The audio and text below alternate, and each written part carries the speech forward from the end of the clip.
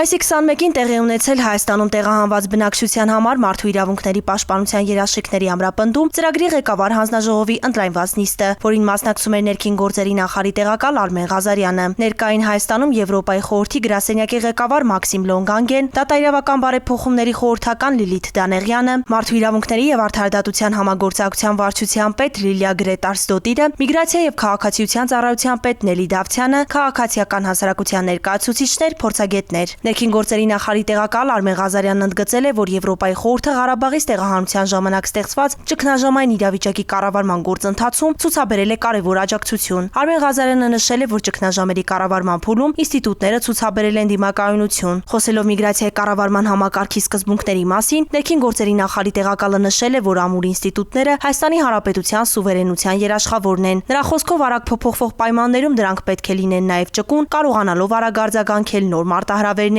Արմեն Ղազարյանն ընդգծել է նաև քաղաքացիակենտրոն ծառայությունների ձևավորման սկզբունքը։ Նրա խոսքով ներքին գործերի նախարարության բարեփոխումների տրամաբանությունն ուղղված է այնպիսի համակարգի ձևավորմանը, որտեղ ծառայությունների կենտրոնում քաղաքացին է, ինչը մարդու հիմնարար իրավունքների պաշտպանության կարևոր բաղադրիչ է։ Խոսելով առաջնահերթությունների մասին, Արմեն Ղազարյանը նշել է, որ իրականացվող ծրագրերը պետք է շարունակեն հիմնվել նշված սկզբունքների վրա։ Նա ընդգծել է միջազգային գործընկերների հետ համագործակցության շարունակականության կարևորությունը, շեշտելով նաև ընդհանուր նպատակների հստակ ձևակերպման եւ դրանց հետեւողական իրականացման անհրաժեշտությունը։ Մարդու իրավունքների եւ արդարադատության համագործակցության վարչության պետ Լիլիա Գրետարսդոտիրը կարևորել է Եվրոպական միության հետ վիզաների ազատականացման գործողությունների ծրագրի իրականացման առաջընթացի վերաբերյալ առաջին զեկույցում արձանագրված դրական գնահատականները, ընդգծելով, որ դրանք փաստում են միգրացիայի կառավարման, ապաստանի համակարգի, տվյալների եւ հիմնարար իրավունքների պաշտպանության ոլորտներում Հայաստանի կողմից իրականացվող բարեփոխումների էական առաջընթացը։ Միգրացիա եւ քաղաքացիության ծառայության պետ Նելի Դավթյանը բարձր է գնահատել Ղարաբաղից տեղահանված անձանց կարգավիճակի, ժամանակավոր պաշտպանության մեխանիզմների եւ հրատապ-աջակցության ծրագրերի ձևավորման ուղղություններով Եվրոպայի խորհրդի գործընկերների հետ իրականացված աշխատանքը։